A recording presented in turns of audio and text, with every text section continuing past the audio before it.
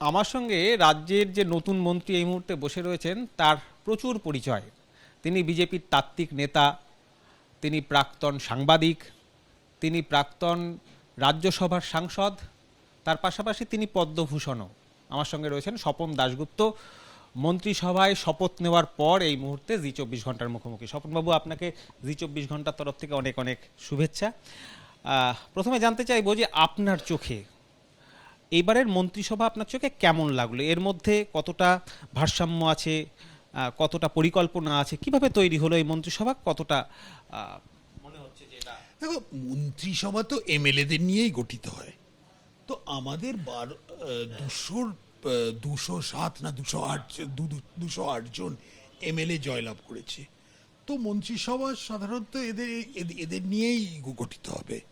তো এখানে একদিক থেকে সব ডিস্ট্রিক্টের একটা রেপ্রেজেন্টেশন, সব শ্রেণী বর্গ, এবং তার উপর এক ধরনের কার কার কি ধরনের কম্পিটেন্স আছে কোনো কোনো ক্ষেত্রে, সব বিষয়টা মিলিয়ে মিশিয়ে একটা করতে হয়। একটা রাজনীতিতে কোনোটা যে প্রাধান্য, এটা বেশি প্রাধান্য হবে বা ওটা বেশি প্রাধান্য হবে সেটা না, সবকটাকে মিশিয়ে একটা জিনিসটাকে দেখতে হবে।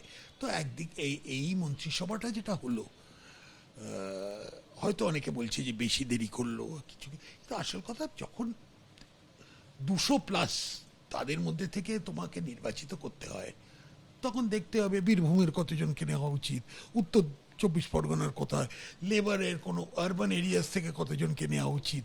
বেশি পুরোটা তো আর এটা আমাদের মতো তো পুরোটা দক্ষিণ কলকাতার একটা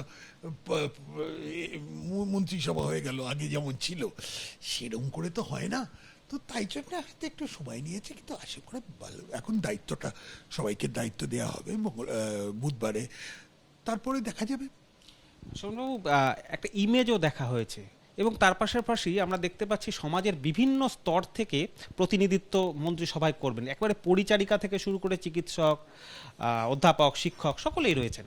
মানে এটার মধ্যেও কি একটা পরিকল্পনা রয়েছে? হ্যাঁ, নিশ্চয়ই একটা পরিকল্পনা আছে। সমাজের সব সব বর্গ থেকেই লোকজনকে নিতে হবে। আমি যে কথাটা বলছিলাম, তো ডিস্ট্রিক্টের কোনো সব শ্রেণীতে লোকজনকে, মহিলাদের ঠিকমতো রেপ্রেজেন্টেশন, সেগুলো সবকটাই মিলিয়ে দেখতে হবে। এই মন্ত্রিসভাতে নিশ্চয়ই সব কিছু দেখেই করা হয়েছিল। দেখো, আগে আগে একটা উত্তরবঙ্গের মানুষদের একটা ক্ষোভ ছিল যে তাদের গুরুত্ব দেওয়া হতো না। দার্জিলিংয়ের লোক, আর তাছাড়া কুচবিহার আর অন্য অন্য উত্তরবঙ্গের যে জায়গায়, এবার আমরা উত্তরবঙ্গে কেউ সব জায়গায় দিয়েছি, ঢেলে সাজানো হয়েছে। তাছাড়া আচ্ছা, এই ঝাড়গ্রামের এইসব আদিবাসী সম্প্রদায়ের লোকের জঙ্গলমহল, দক্ষিণ 24 পরগনার লোকেদের একটা আলাদা এক ধরনের সমস্যা হয়, উত্তর 24 পরগনা সুন্দরবন এরিয়ার, তাদের সবাইকেই নিয়ে যেতে হবে। তাছাড়া জঙ্গলমহল তো হচ্ছে রাঢ়বাংলা জঙ্গলমহল, ওইসব জায়গায় হিন্দিভাষীদের, এখানে বড় অংশ হিন্দিভাষী, তাদেরও দেওয়া হয়েছে। তো সব মিলিয়ে আমি মনে হচ্ছে যে এখন অ্যাটলিস্ট সোশ্যাল রেপ্রেজেন্টেশনের দিক থেকে এটা খুব ভালো একটা মন্ত্রিসভা হয়েছে। স্বপনবাবু, বাংলার যে হাল হয়ে রয়েছে, অন্তত আপনারা যে অভিযোগ করছেন বা বাংলার মানুষ যতটা ভুক্তভোগী, সেই জায়গায় শিক্ষা একটা গুরুত্বপূর্ণ ইস্যু।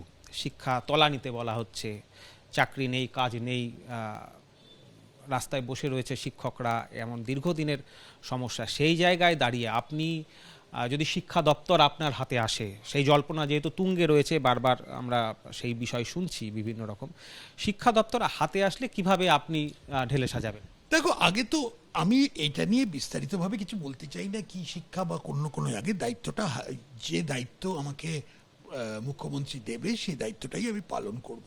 কিন্তু ওভারঅল যদি দেখতে চাই, সেটা শিক্ষাক্ষেত্র বা অন্য ক্ষেত্রেও একই একই জিনিস, যে আজকে পশ্চিমবঙ্গ একটা এক ধরনের ধ্বংসস্তূপ।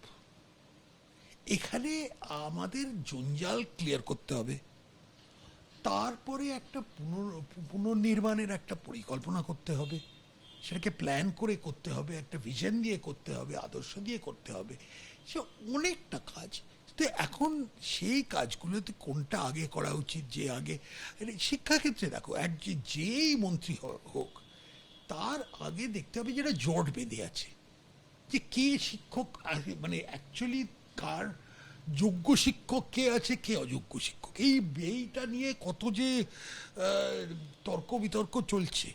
আর লোকে কত এখনো এই মানে সুপ্রিম কোর্ট আর এই কোর্ট করা সত্ত্বেও এই সমস্যাটা রয়ে গেছে এখনো। এইটাকে একটা যেই আসুক সেটাকে এই জোটটাকে মানে মানে এই এত জটিল হয়ে গেছে, সেটাকে কিছু একটা অর্ডারে আনতে হবে, কোনো একটা সুসুস্থ অবস্থায়। তারপরে তো আছেই, দেখো সরকারি স্কুল বলতে উঠে গেছে, সরকারি স্কুল মানে আজকাল এক্সিস্ট করে না। উচ্চশিক্ষার দিক থেকে লোকেরা এখন মনে করছে যে পশ্চিমবঙ্গ তে যা আছে সেটাতে লোকেদের ডিগ্রিটার কোনো দাম নেই, তাই জন্যে বাইরে চলে যাচ্ছে, অন্য জায়গায় অন্য রাজ্যে চলে যাচ্ছে। সেগুলো নিয়ে করতে হবে। এখন যেই আসুক তাকে গিয়ে আগে দেখতে হবে কি আছে, প্রশাসনের সঙ্গে একটু কথা বলতে হবে, তারপরে কতটা সম্ভব কি টাইম টেবিলে সেটা করতে হবে সেগুলো দেখতে হবে। এখন এই স্টেজে আর বেশি কিছু বলা ভীষণ প্রেমেচিওর। শেষ প্রশ্ন আপনাকে করব যে দীর্ঘ জীবনের অভিজ্ঞতায় তো বহু কিছু দেখলেন, সাংবাদিকতা দেখলেন, আপনি রাজনীতিতেও এলেন, এবার মন্ত্রিত্ব। আজকের দিনে দাঁড়িয়ে আপনার ব্যক্তিগত অনুভূতি কেমন? মন্ত্রী স্বপন দাশগুপ্ত, আপনার কি মনে হচ্ছে, মানে কি স্মৃতিতে আসছে এই জায়গায় দাঁড়িয়ে মন্ত্রী হিসেবে? একদিক থেকে মন্ত্রী হলে তোমার স্বাধীনতাটা একটু কমে যায়, কেন আগে যা করতে পারতাম সেগুলো এখন অবশ্য সম্ভব না। মন্ত্রী হয়ে গিয়ে একটা ডিসিপ্লিনের মধ্যে থাকতে হয়, একটা নিয়মের মধ্যে এটা করা যায় এটা করা যায় না, আরও খুব সতর্কভাবে জিনিসটা চলতে হয়, যা মুখ থেকে ইচ্ছে হচ্ছে সেটা বলা যায় না, এই ধরনের একটা হয়ে যায়, একটা ব্যক্তিগত স্বাধীনতাটা একটু মানে সীমিত হয়ে যায়। রাস্তায় যেখানে সেখানে দাঁড়িয়ে আর ফুচকা খেতে পারবেন না। সেটা হয়তো পারবো সেটা নিয়ে না। আমি বলছি কি বলা যায়, কি বলা যায়, কেন একটা তার একটা মানে একটা আগে একটা কিছু ইচ্ছে হলো বলে দিলাম, হ্যাঁ সেটা আর বলতে পারবো না। সেটা যবে থেকে রাজনীতিতে এসছি সেটা হয়ে গেছে। আর মন্ত্রী হলে তো দায়িত্বটা আরো বেড়ে যায়। তো এখন অনেক সময় আগে একটা ফোন যদি না ধরতাম কোনো কারণে, ধরো একটা অন্য কিছু জায়গায় ব্যস্ত আছে, কেউ আমি ফোন করলো তুলতে পারলাম না, তাহলে লোকে বলতো ঠিক আছে পরে করবো।